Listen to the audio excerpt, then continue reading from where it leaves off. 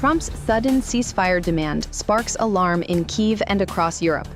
August 17, 2025. U.S. President Donald Trump's unexpected shift in policy, calling for an immediate ceasefire in the Russia-Ukraine conflict prior to his meeting with Russian President Vladimir Putin, has sent shockwaves through Kyiv and European capitals.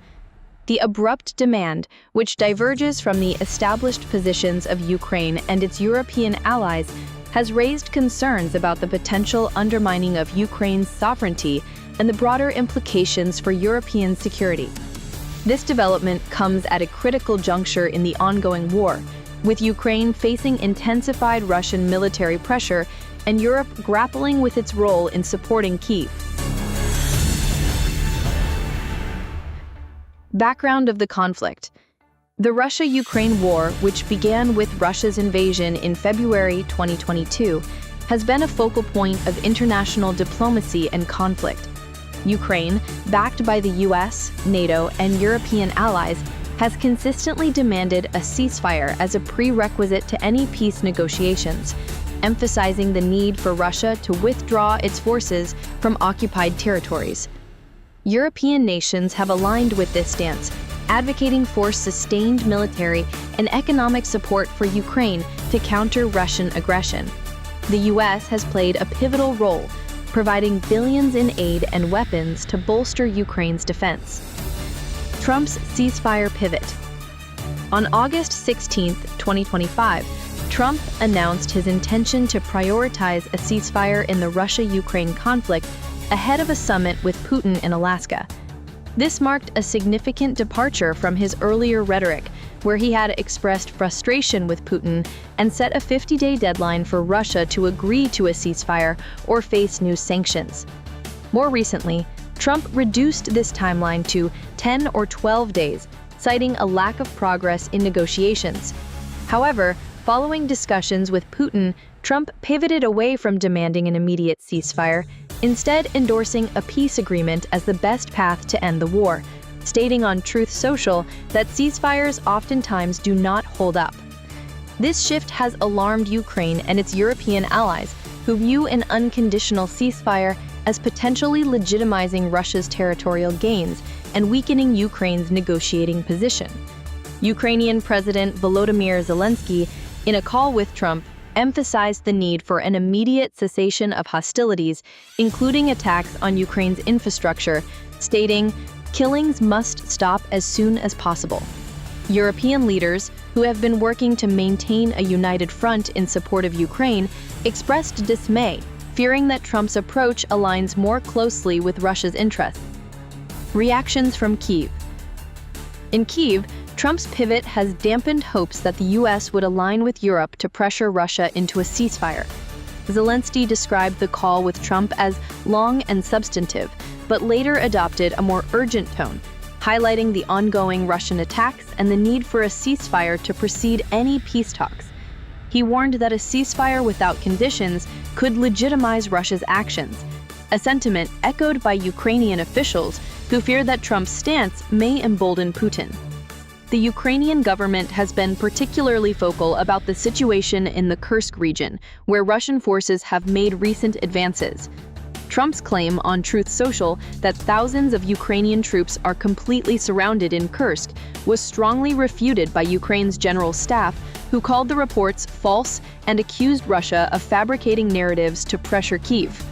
Defense analysts, including Michael Kaufman and George Barros, have also dismissed claims of large-scale encirclements, further undermining Trump's assertions.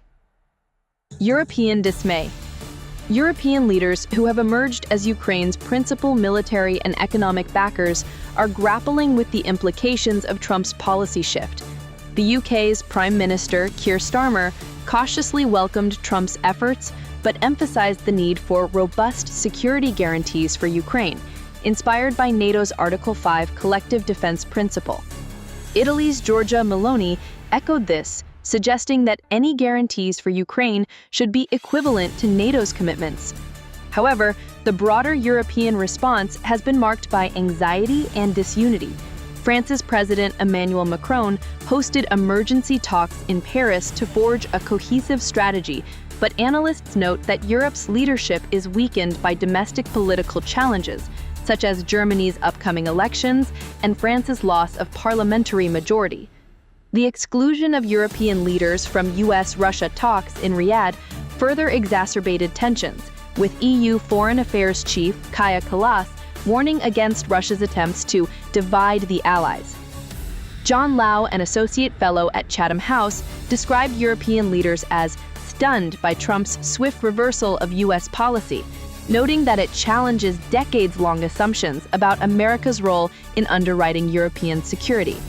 Ed Arnold from the Royal United Services Institute highlighted Europe's slow recognition of the US's shifting stance, warning that Trump may be deliberately circumventing European unity to advance his agenda.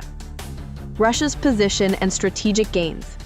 Russia has consistently maintained that a ceasefire must be part of a comprehensive settlement that accounts for its interests, including territorial control over parts of eastern Ukraine.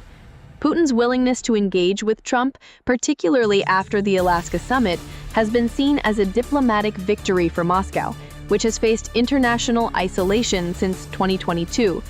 Posts on X suggest that Putin offered a ceasefire in exchange for Ukraine ceding Donetsk, Luhansk, and Crimea, a proposal that European and Ukrainian officials view as a ploy to avoid sanctions while prolonging the war. Recent Russian battlefield advances, particularly in eastern Ukraine and in the Kursk region, have bolstered Putin's negotiating leverage. The Kremlin spokesperson Dmitry Peskov expressed cautious optimism about ceasefire talks, while hawkish voices like Dmitry Medvedev warned that Trump's ultimatums could escalate tensions with Russia. Humanitarian and strategic implications. The ongoing conflict continues to exact a heavy humanitarian toll. Russian airstrikes, including a deadly attack on a correctional facility in Zaporizhia that killed 17 people, underscore the urgency of a ceasefire. Reports of aid shipments being dropped into conflict zones have further complicated aid efforts and civilians. Strategically, Trump's pivot raises questions about the future of U.S. support for Ukraine. While he has allowed European allies to purchase American weapons for Ukraine, his reluctance to impose new sanctions on Russia has sparked concerns about a potential softening of U.S. policy towards Moscow. European leaders are now exploring options for independent security guarantees, with discussions about deploying British, French, or Polish troops as peacekeepers. Looking ahead, as Trump prepares to meet Zelensky in Washington on August 18, 2025, the international community is watching closely the outcome.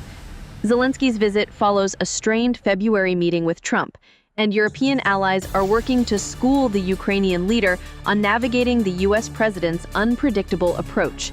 The proposed summit with Putin and Zelensky could be a turning point, but Trump's blunt advice to Zelensky, make a deal, suggests a preference for a swift resolution, potentially at Ukraine's expense. European leaders, meanwhile, are racing to formulate a unified response. Macron's talks in Paris and Starmer's upcoming meeting with Trump in Washington aim to reinforce the importance of including Ukraine in any negotiations. However, with Trump's apparent alignment with Putin's preference for a comprehensive peace deal over an immediate ceasefire, the path to a resolution remains fraught with challenges.